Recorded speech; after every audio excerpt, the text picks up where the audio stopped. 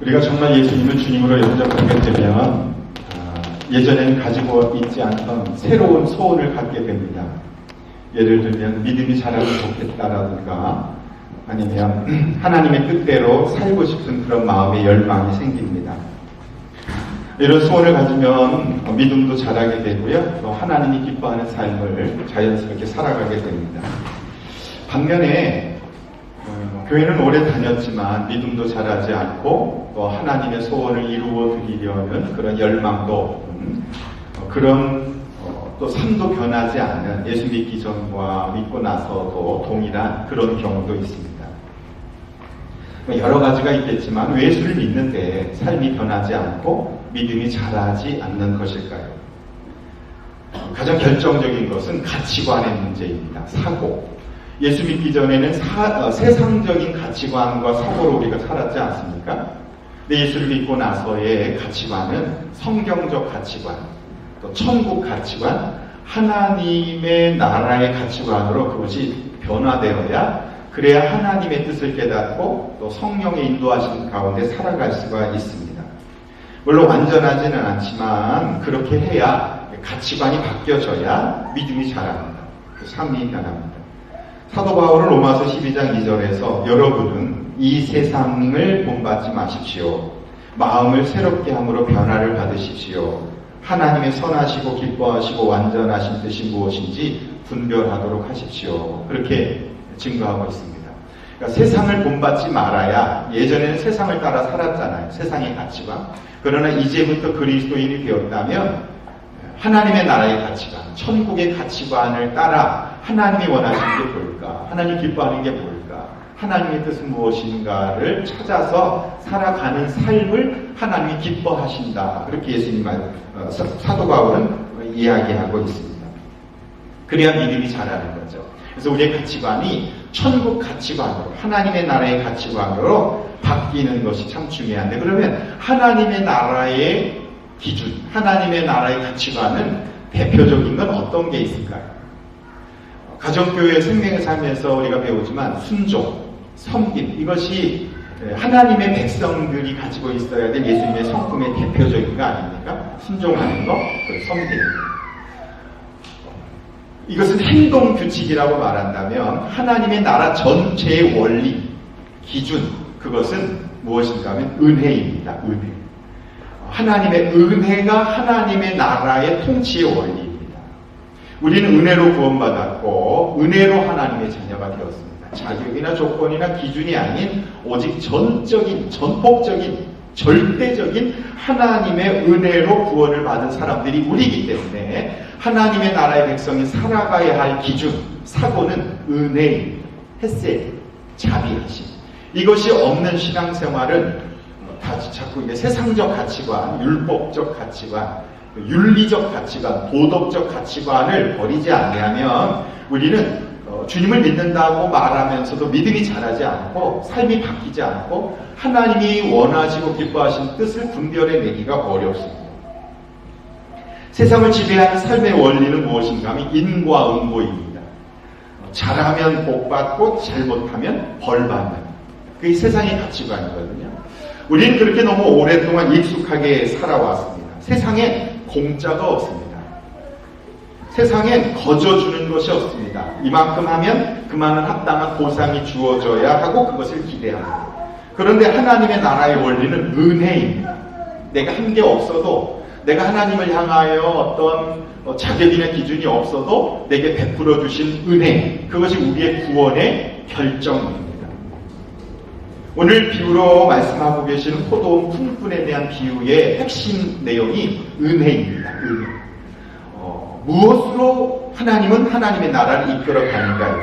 1절에 보시면 하늘나라는 천국을 말하는 거죠. 자기 포도원에서 일할 일꾼, 그러니까 천국에서, 우리에게 말하면 교회에서 일할 일꾼으로 고용하려고 이른 아침에 집을 나간 어떤 포도원 주인과 같다. 하나님의 나라를 지금 비유하는 거예요.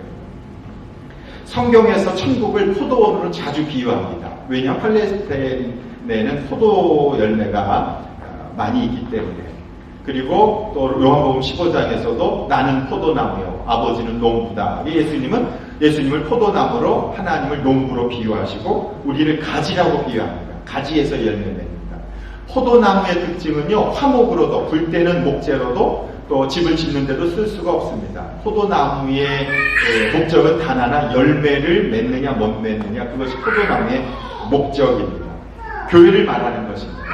그리고 이 마태복음은 1차 독자가 누군가 하면 유태인들입니다. 그래서 여기 이른 아침에 그랬는데 다른 번역 성경에는 새벽 6시에 그렇게 되어 있습니다. 6시부터 보통 이렇게 일을 시작하니까 뜨거운 나라니까 이른 아침에 나가는 건 6시다. 포도원 주인은 하나님을 말하는 거죠. 그래서 유대인을 말해요. 그래서 6시에 데리고 와서 일해라라고 말한 대상이 유대인들입니다. 선택된 사람들. 2절에 보니까 품삯을 하루에 한 데나리온은 로마 화폐의 단위로 하루 노동자 1인 품삯으로 1인 1당이죠. 지금 호주로 기준으로 보면 100불에서 150불, 많이 치면 10시간으로 150불 치십시다. 그것을 주기로 합의하고 그렇게 포도원에 들어가서 일을 하도록 했습니다. 당시에 일용직 근로자들이 참 많았습니다. 이렇게 생활이 너무 어렵다 보니까 집을 저당 잡히거나 심지어는 아내나 아이들을 노예로 팔고 겨우겨우 사는 사람들이 많았습니다. 그러다 보니까 모든 것을 다 잃으면 어쩔 수 없이 가족을 부양하기 위해서 인간시장, 일명 인력시장에 가서 일을 해서 그날 벌어 그날 먹고 사는 것이 당시에 가난한 사람들의 삶이었습니다. 역사에 의하면 당시의 실업률은 약 70%까지 갔다고 하니까 굉장히 어려운 상황에 처해 있는 것이 분명하고, 또 로마라고 하는 나라의 통치 아래에 있었기 때문에 일제시대에 우리 대한민국과 같이 경제활동이 마음대로 이루어지지 않은 상황일 것입니다. 그럼에도 불구하고 이른 아침에 6시에 포도원 일꾼으로 고용되었다라고 하는 것은 그 사람들은 기술을 가진 사람입니다. 해본 사람입니다. 여러분이 만약에 인력시장에 가서, 인력시장 가보셨나 모르겠어요. 그 한국에 가면 영등포나 이렇게 인간시장이 있거든요. 4시부터 시작을 하는데 제일 먼저 불러가는 사람들은 타일을 해봤어요? 네, 해봤는데요. 뭐 해봤어요? 해봤는데 그럼 기술자부터 데려가지, 이 뒤에서 그냥 뒤치다거리 하는 사람들을 데려가지 않거든요. 6시에 불려간 사람은 기술자예요. 경험이 있는 사람들이라고요. 유대인들을 말하는 거죠. 잘난 사람들입니다. 똑똑한 사람입니다. 훌륭한 사람입니다. 지금으로 적용해서 말하자면 모태신앙이고 3대째, 4대째 신앙생활하고 교회도 일찍 등록해서 그 교회 오랫동안 다닌 사람들, 이렇게 적용해 볼 수 있겠죠. 저는 한국에서 야간 신학교를 다녔습니다. 아이를 낳고 이미 자녀들이 있었기 때문에 부름을 받았지만 다 놓고 갈 수가 없어서 낮에는 일을 하고 저녁에 학교 공부를 7년간 했습니다. 근데 나중에 하다가 정말 할 일이 없어서 정말 인간시장, 인력시장에 한 1년 다닌 적이 있습니다. 나중에 그 사장을 잘 만나서 이렇게 판넬 건물을 지으려면 판넬을 붙이는데 그 공장에 일을 하게 돼서 보통 6시까지 해야 되는데 4시 반에 저를 보내서 일찍 가서 학교를, 야간 신학교를 다닌 적이 있는데, 첫 번째 제가 갔었을 때 기술이 있냐? 기술이 없으니까 그래도 이제 일할 만하니까 젊어 보이니까 불러서 제가 처음 했었던, 인간시장에서 처음 가서 했었던 일이 한마드릴 큰 거, 시멘트 깨는 일을 제가 했어요. 뭣도 모르고 그거 붙잡았다가 하여튼 죽는 줄 알았어요. 이게 손으로 힘으로 하는 게 아니고 그게 흔들리면 거기에 따라해야 되는데 그것도 모르고 그거 붙잡고 이리 갔다가 저리 갔다가 그러다가 하여튼 그날 끝나고 집에 갔는데 손이 떨려서 밥을 먹을 수, 그러고 3일 알아 누웠어요. 그러고 나서도 또 계속 갔거든요. 일을 해야 되니까. 그러면서 이제 그 판넬 공장에 다니면서 감사하게 그 부인이 교회를 다녀서 그랬는지 잘 봐줘서 그렇게 일했던. 그래서 저는 이 오늘 본문이 남일 같지 않아요. 느껴져요. 이 6시에 불려간 사람 기술자들이구나. 이런 게 제게 마음에 오는 거예요. 그런데 일을 하도록 했는데 좀 사람이 부족했나 봐요. 9시에 또 나갑니다. 3절에 보니까 9시쯤에 나가보니 사람들이 장터에 빚는 거니까 또 있었다. 포도 농사는요, 이게 끝까지 가야 돼요. 햇빛이 쬐면 당도가 올라가거든요. 근데 그걸 조금만 놓치면 하루나 이틀만 느려도 금방 물러집니다. 그리고 비가 오면 그 농사 망치는 일이거든요. 그래서 계속 들여다봐야 돼요. 한국 같으면 봉지를. 그래서 딸 때가 됐는지 안 됐는지. 딸 때 얼른 따야 그게 상품성이 있는데, 그러다 보니까 6시에 온 사람들 가지고 부족했던지, 야, 오늘 못 끝나겠다, 야, 이거. 이러다가 안 되겠다. 그래서 9시에 가서 사람들을 또 들어오게 한 거예요.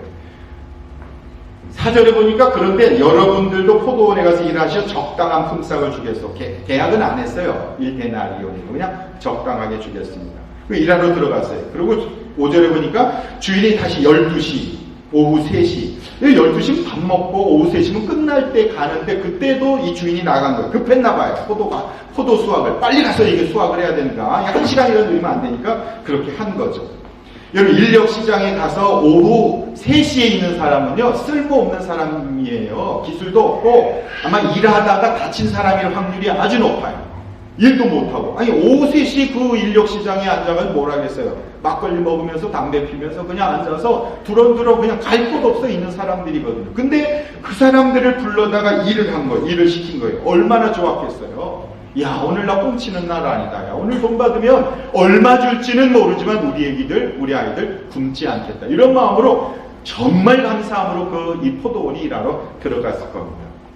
그래도 주인이 6절에 보니까 오후 5시쯤 1시간 남았어 이제 끝나려면 또 나가봤어요. 근데 아직도 빈둥거리고 있는 사람이 있어서 그들에게 왜 당신은 온종일 이렇게 하는 일 없이 빈둥거리고 있어? 하고 물었다. 지금 말을 많이 하는 걸로 보아서는 일꾼이 필요한 게 아니에요. 이 주인은. 또 놀고 있는 사람이 있으면 어떡하지? 그 사람 좀 일 시켜야 되겠다라고 하는 좀 안타깝게 긍휼히 여기는 마음으로 가서 이렇게 놀고 있어. 이렇게 물어본 거예요. 그랬더니 그 사람들이 7절에 아무도 우리를 일을 시켜주지 않아서 이러고 있습니다. 이 아무도 일을 시켜주지 않는다 이것은 한 번이 아니에요. 지금까지 한 번도 일해본 적이 없습니다. 갈 곳이 없어서 이러고 있습니다. 소외된 사람이에요. 절망적인 사람입니다. 외로운 사람들입니다. 낙심한 사람들이에요. 아마 장애가 있었던지 아마 그런 사람들이겠죠. 오후 5시까지 거기에 뭐하러 있겠어요. 일도 못하고. 한두 번이 아닌 거죠. 그런데 그런 사람들에게 일하러 들어가라고 말할 때 느낌이 어떻겠어요? 저 얼마 줄래요? 물어보지 않을 거 아닙니까? 야, 나를 일시키는 사람이 다 있네.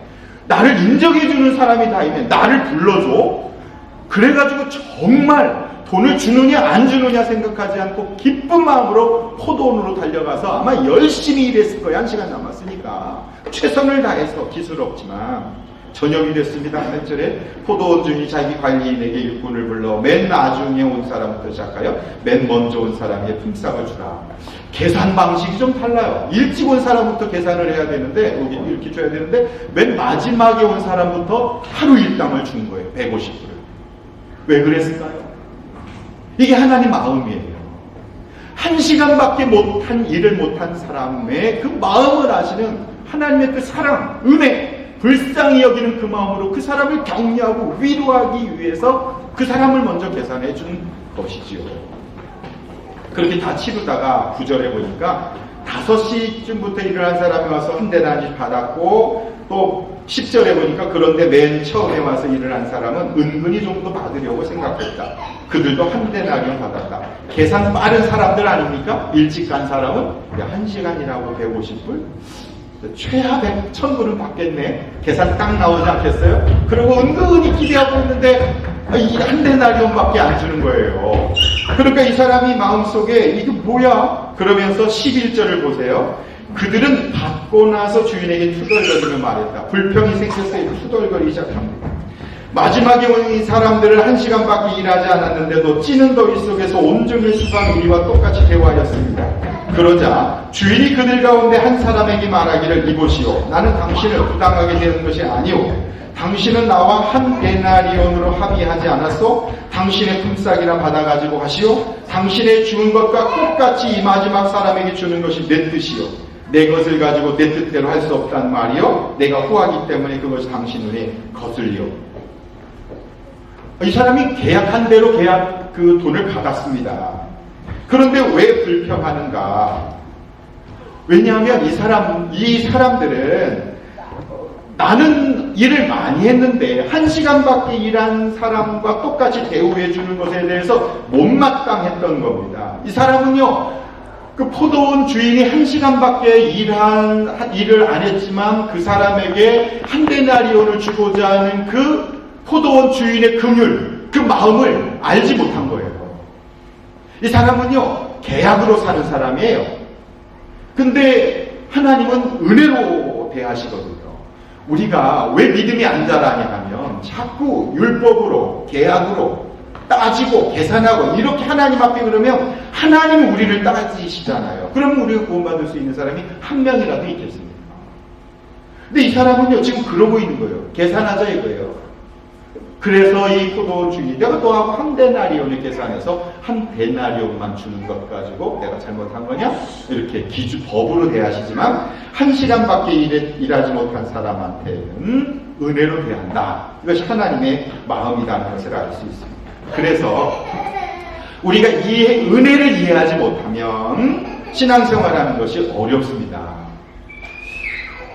많은 사람들이 예수님을 영접하지 어려워하는 이유는 뭐냐면 그냥 예수를 믿으면 구원받아요. 이 말이 너무 쉬운 거예요. 왜냐면 그동안은 뭔가 희생하고 대가를 치루어야 뭔가 받았는데 그거 아무것도 없이 그냥 내가 예수님 영접합니다. 아멘 하면 구원받습니까? 에이. 아니, 세상에 공짜가 어딨어요? 그런 게 어딨어요? 이렇게 생각하는 거예요. 하나님하고 자꾸 계산하려고 그러는 거죠. 그러니까 예수님을 믿고 영접하기가 어려운 거예요. 또 이 사람들은 성공한 사람이에요. 잘 나가는 사람이에요. 똑똑한 사람이에요. 남부러울 것이 없는 사람이에요. 이른 새벽에 나가서 돈 받은 사람들은. 그러니까 머리가 아주 좋죠. 총명하죠. 그러니까 자꾸 계산하는 거죠. 그런데 1시간밖에 일 못한 사람은 은혜로 그 사람을 사는 사람들이에요. 그래서 은혜로 살 거냐? 율법으로 살 거냐? 계산하며 살 거냐? 하나님의 사랑으로 살 거냐? 은혜 원칙을 이해할 필요가 있습니다. 그래서 우리가 예수님 영접한 다음에도 믿음이 안 자라는 이유는요, 은혜를 받아들이지 못해서 그래요. 교회 오래된 사람들이 그럴 확률이 아주 높습니다. 교회 개척 멤버. 한 교회에 막 20년, 30년, 나는 한 번도 다른 교회 가본 적이 없다. 이 교회 주인은 나다. 이런 생각을 가지고 계산하는 거죠. 내가 20년 여기에 투자를 했는데, 내가 30년 다녔는데, 내가 주인이 아닌 누구냐. 이런 마음을 갖기 시작하면서부터 하나님의 은혜는 없어지는 거예요. 이번에 시드니에 가서 보니까 뭐 다 그런 건 아니지만, 시드니는 오래됐잖아, 이민교회가, 이민역사가. 교회가 왜 이렇게 돈이 많아요? 1,500만 불, 재산이 얼마나 돼요? 1,500만 불이 교회 재산이 돼요. 그럼 뭐 한 교회가 그보다 더 많은, 기도원도 있고, 뭐도 있고. 근데 문제는, 그게 그 안에서 왜 이렇게 교발을 하고, 재판을 하고, 그런 것들이 너무너무 많이 들으면서 참, 그게 문제구나. 땅 가진 게 문제고, 건물 가진 게 문제고, 기도원 가진 게 문제고, 가진 게 너무 많고, 너무 그분들은 오래 다녔구나. 이런 생각이 혼자 들더라고요.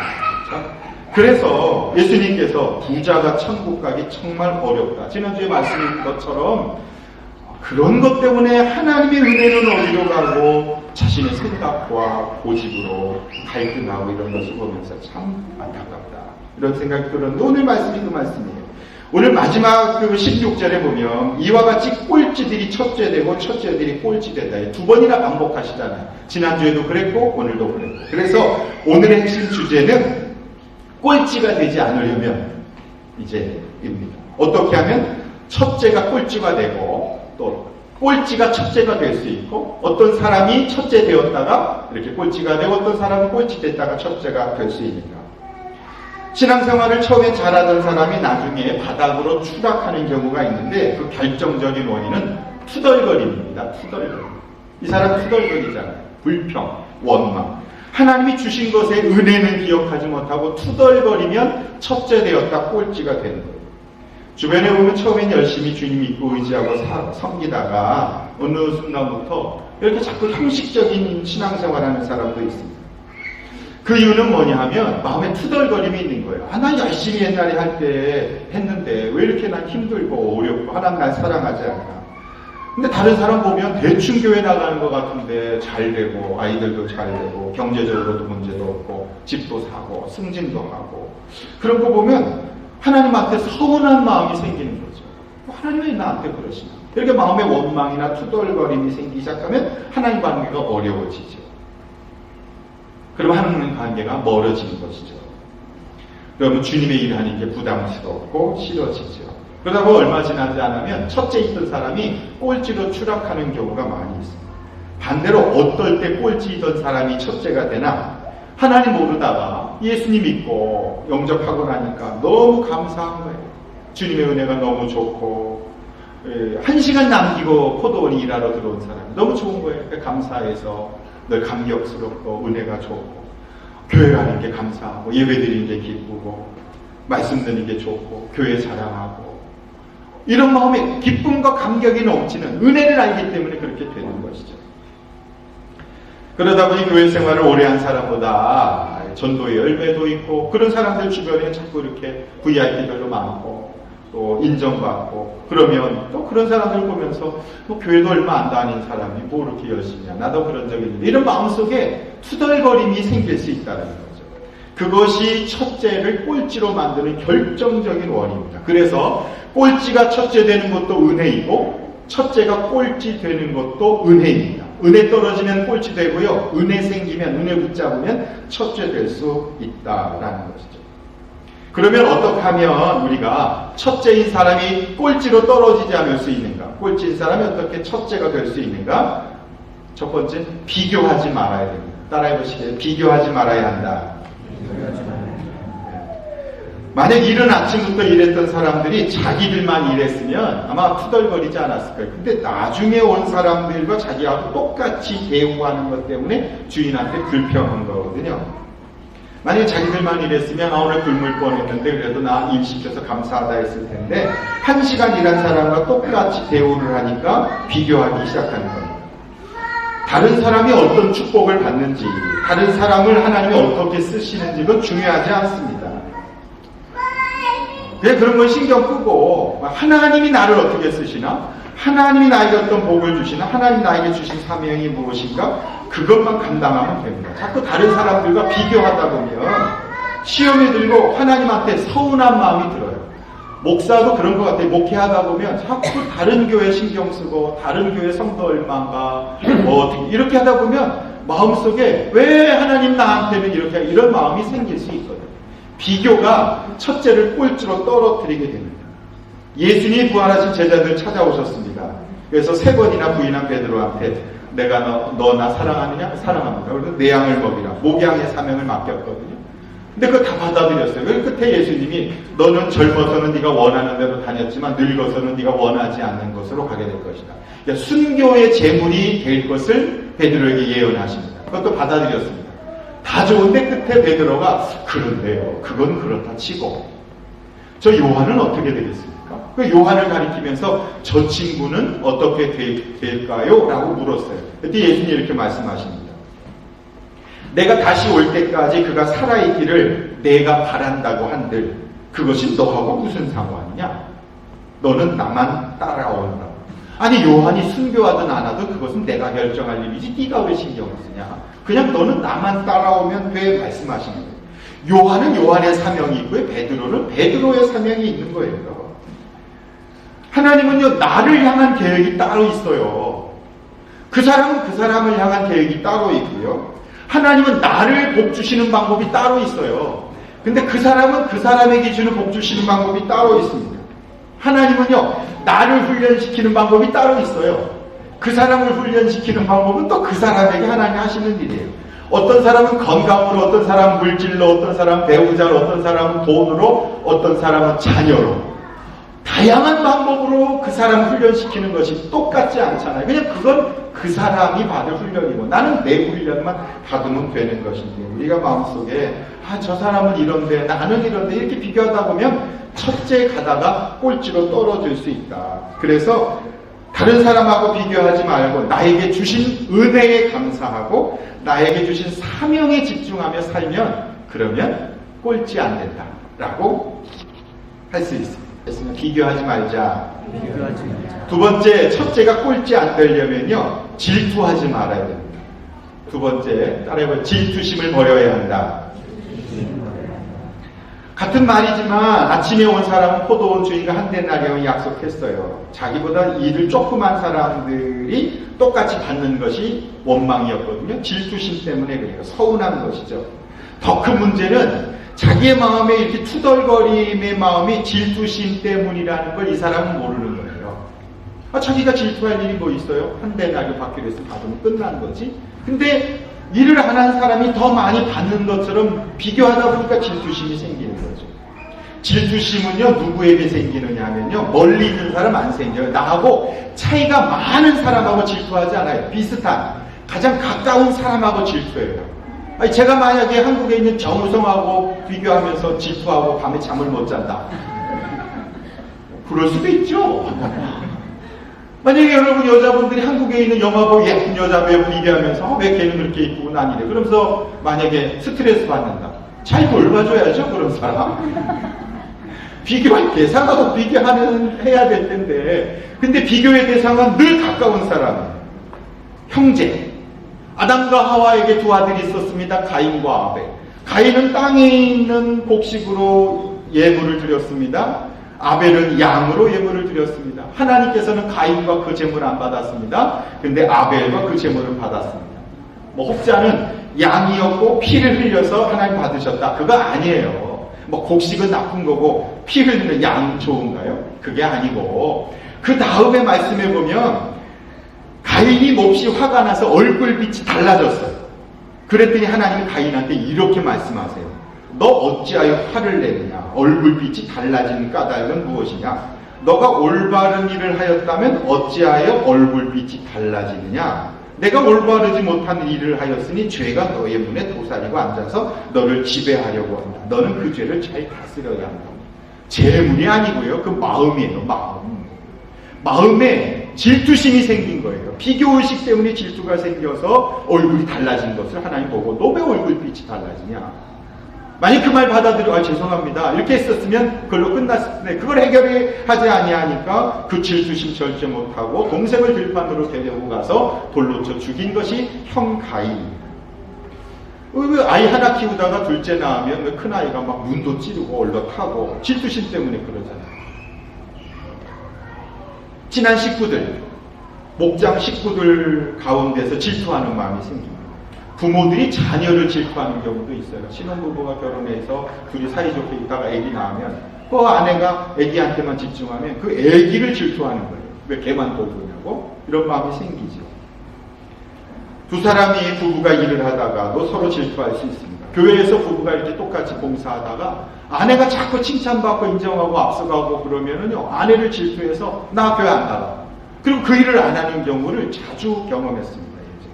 근데 문제는 내 마음이 이게 질투심 때문이라는 것을 인정하지 않는 거예요. 자꾸 상대방 탓을 하고 상대방의 문제가 있고. 아니에요. 내 마음의 질투심 때문에 그래. 그걸 인정해야 돼요. 하나님, 내 안에 질투심이 있군요. 첫째가 꼴찌가 되지 않으려면 내 마음의 감정, 그 질투의 그 원인을 찾고 그것을 볼 줄 알아야 된다는 거죠.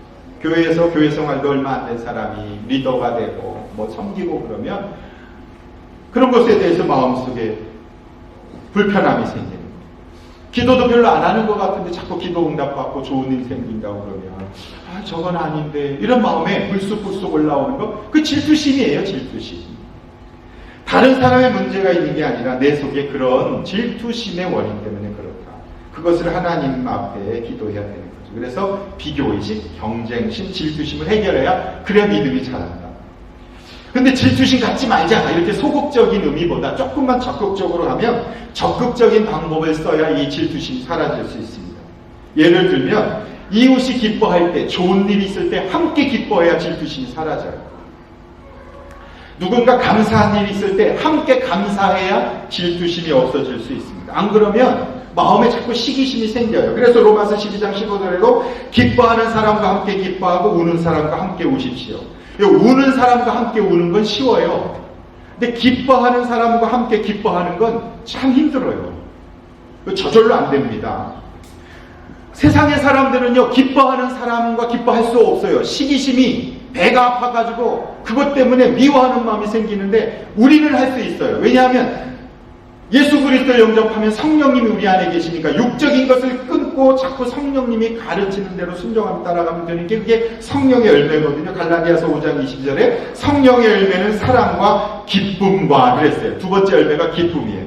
이 기쁨은요, 내 안에서 생기는 기쁨이 아니에요. 그것도 맞지만 다른 사람이 기뻐할 때 함께 기뻐할 수 있는 능력, 그게 성령이 주시는 기쁨의 열매예요. 다른 사람이 감사하고 다른 사람이 좋은 일이 있었을 때 나하고 사이가 안 좋고 관계가 안 좋지만 함께 기뻐하고 함께 감사하고 함께 좋아하고 함께 축복해 줄 수 있는 능력, 그래서 성령을 받은 사람만이 할 수 있는 능력이에요. 그 기쁨을 말하는 거죠. 근데 이것은 저절로 안 됩니다. 우리의 감정은요, 우리의 감정이 굉장히 이렇게 좀 이렇게 감정적이에요. 한마디로. 그러니까 내가 기분이 좋아야 기분이 좋은 거예요. 그런데 성경에서 말씀하시는 그 기쁨은 의지적인 기쁨이에요. 의지적인. 믿음이요, 내가 믿음이 생겨서 믿는 게 아니거든요. 믿음이 생기길 기다리지 말고 내가 믿기로 결정해야 믿음이 생겨요. 이게 의지가 먼저지 감정은 뒤에 따라오는 거예요. 사실, 의지, 그리고 감정이. 근데 자꾸 감정을 따라서 신앙생활을 하다 보면 그런 믿음이 자라지 않는 거예요. 먼저 의지적 선택과 결정이 필요합니다. 내가 기뻐하기로 결정하면 기쁨이 생기고 내가 사랑하기로 결정하면 사랑이 생기는 거예요. 감사도 감사한 일이 생겨서 감사하지 않고 의지적으로 감사하면 감사가 따라오고 감사하는 마음이, 감정이 생겨지는 거예요. 제가 그걸 최근에 경험하고 있어요. 그냥 감사할 일이 아니었었어요. 당연한 것이었어요. 그런데 의지적으로 감사하다고 생각하니까 감사하게 느껴지는 거예요. 그리고 감사하는 게 생겨지는 게 보이는 거예요. 아니, 원래 있었어 이것은. 근데 감사한 것으로 새롭게 보여지는 결과를 찾게 되더라고요. 그래서 믿음이나 사랑이나 이거 다 의지입니다. 용서하는 것도 그래요. 용서도 의지입니다. 하나님, 저 용서할 수 있는 마음을 주세요. 용서하게 해주세요. 평생 그렇게 기도해도 용서 못해요. 그런 마음 안 생겨요. 우리는 본성이. 용서를 먼저 선포해야 돼요. 하나님, 제가 용서합니다. 내가 의지적으로 결정하면 용서할 마음이 따라오는 거예요. 감정은 그 뒤입니다.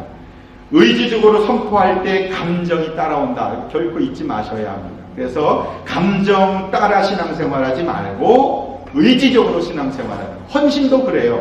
헌신대에 나와서 기도하는 것은 감정 따라서는 잘 안 돼요. 그냥 의지적으로 하나님, 내가 이런 부분을 하나님께 헌신합니다. 기도하기로 헌신합니다. 또 뭐 이렇게 하기로 VIP를 섬기기로 헌신합니다. 성경 읽기로 결단합니다. 그러면 그런 상황과 마음을 만들어 주시는 것이죠. 우리가 첫째가 꼴찌가 되지 않으려면, 내 믿음의 성장을 하려면 의지적인 신앙생활을 하고 의지적으로 질투하지 말아야지가 아니라 사랑하겠습니다, 기뻐하겠습니다, 감사하겠습니다, 선택해야 그런 상황과 환경이 만들어져서 믿음이 자란다. 마지막 세 번째로는요, 하나님의 은혜를 당연시하면 안 됩니다. 따라해 보시겠습니다. 하나님의 은혜를 당연시하면 안 된다. 다시 말하면 내가 받은 하나님의 은혜를 당연한 것으로 여기면 믿음이 안 자라고 변화가 안 됩니다. 사람이요, 익숙해지면 편안해집니다. 그러면 익숙해지면 불평이 생기기 시작해요. 집안일을 전혀 도와주지 않던 사람이 청소 한번 해주면은요, 너무 고마워해요. 아유, 청소를 다 했다고. 그런데 그것도 매일 하면, 매일 하다가 하루 안 하면 굉장히 투덜거려. 왜 이것도 안 해준다. 속으로 그러죠. 아이고, 처음부터 안 해줄걸. 이게 우리예요, 우리. 물에 빠진 사람 건져주면 보따리 찾는다는 게 그게 우리라고요. 하나님이 우리를 죽음에서 건져주셔서 살려주셨는데 왜 안 주냐고 불평거리고 있는 사람들이 우리라고요. 다른 사람 이야기가 아니에요. 그래서 많은 사람들이 믿음 생활하면서 첫사랑을 회복하고 싶다 말하는데, 첫사랑을 회복한다는 말이 어디 있습니까? 그 첫째 사랑이나 지금 사랑이나 하나님의 사랑은 변함이 없어요. 익숙해져서 그래요. 당연한 것처럼 여기니까 하나님의 사랑이 무뎌진 것 뿐입니다. 솔직하게 말하면 교만해져서 그렇지 않습니까? 받을 거 받았다라고 계산하는, 이른 새벽에 일한 사람과 같은 마음이 우리에게 있는 거예요. 내가 1시간밖에 일 못했는데도 나에게 한 데나리온을 줬다고 생각하면 얼마나 감격스럽습니까? 그런 은혜를 놓치면 우리는 점점 가진 게 너무 많고 누리는 게 너무 많고, 그러면 작은 것에 대한 감사를 잃어버리게 되는 거죠. 물 한 모금 마시지 못하는 처지에 빠지면 물 마시는 게 얼마나 감사합니까? 요즘 같이 이렇게 찬양하시는 최보선 자매님, 이제 같이 기도해 주기를 요청하셔서 말씀드리는 거예요. 독일에서 이렇게 최고의 성악가로 노래하다가 그 아토피가 너무 심하셔서 5년 동안 얼굴에서 막 진물이 나고 그러면서 집에서 지내셨거든요. 근데 목장 모임에서 말씀하시는데 그 얘기 듣고 하나님이 역사하시겠다 이런 생각이 딱 들더라고요. 제가 얼굴이 고쳐져서 무대에 서서 노래하게 해주세요 그렇게 말씀하신 게 아니라 우리 딸에게 딸이 좋아하는 음식을 요리해 주고 싶은 마음, 주방에 들어가서 그거 해주고 싶은, 그러고 싶어서 제가 얼굴이 낫고 싶은 이 말씀을 하시더라고요. 그러니까 보통의 엄마들이 아이들에게 밥 해주는 건 당연하잖아요. 근데 그것을 못하는 거잖아요. 그렇게 냄새를 맡으면 안 되니까. 근데 그게 마음의 기도 제목이니 그 겸손한 그 하나님 앞에서의 그 사랑하는 딸을 향한 그 마음, 그것이 치유를 하고 싶은 마음의 소망이다라는 거죠. 성경적 관점으로 보는 것이 중요합니다. 그래서 우리의 인생 가운데 주신 것에 대해서 감사할 줄 아는 겸손함, 그리고 교만해지지 않고, 그리고 질투하지 않고 비교하지 않는 것, 그럴 때 우리가 믿음이 자랄 수 있고 은혜에 감격하며 살아갈 수 있다. 오늘 포도원 품꾼의 비유가 그 내용입니다.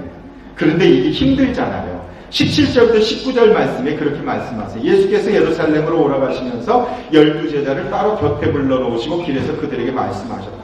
보아라, 우리는 지금 예루살렘으로 올라가고 있다. 인자가 대제사장들과 율법학자들에게 넘겨질 것이다. 그들은 그에게 사형을 선고할 것이며 그를 이방 사람들에게 넘겨주어 조롱하고 채찍질하고 십자가에 달아서 죽게 할 것이다.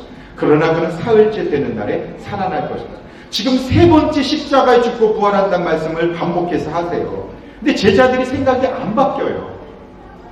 이게 바뀌는 게 힘들다라는 것입니다. 계속 엉뚱한 소리를 합니다. 우리의 생각이 바뀌는 것은 성경을 통하여서 외에는 길이 없습니다. 근데 성경을 읽으면서도 자기의 생각으로 성경을 읽을 때가 많아요. 설교를 들으면서도 내가 동의하는 것만 은혜를 받아요. 그러지 말고 내 생각과 다르다 할지라도 하나님의 말씀이라면 그것을 내 생각과 일치하지 않아도 받아들이는 게 참 중요하다는 거죠. 성경에는 하나님이 원하시는 삶의 원칙이 담겨 있기에 겸손한 마음으로 받아들이시면 내 생각이 반드시 바뀌게 됩니다. 믿음도 자라고 삶이 변합니다. 하나님의 나라의 원칙은 무엇입니까? 그것은 하나님의 말씀을 말씀으로 받아들이는 것입니다. 이번에 생명의 상 수강하지 못하신 분도 하시고 또 말씀 묵상하시고 또 주일마다 이렇게 나와서 함께 말씀을 통해서 우리의 가치관이 성경적 가치관으로 바뀌어진다면 비교도 하지 않고 질투하지도 않고 오히려 기뻐하는 자와 함께 기뻐할 수 있는 의지적 선택과 결정을 통해서 감정 따라 신앙생활하는 인생이 아니라 말씀을 붙잡고 신앙생활하는, 그래서 풍성한 열매를 잘 맺는 저와 여러분 되었으면 좋겠습니다. 기도하시겠습니다. 하나님 아버지, 저희들을 겸손케 하시고 낮아지게 하셔서 의지적으로 하나님의 그 말씀을 붙잡고 선택하며 나가는, 그래서 꼴찌 되었던 저희들이 첫째되고 첫째에서 내려가지 않고 계속 그 첫째를 유지해 나갈 수 있는 은혜를 허락해 주십시오. 예수님의 이름으로 기도드립니다.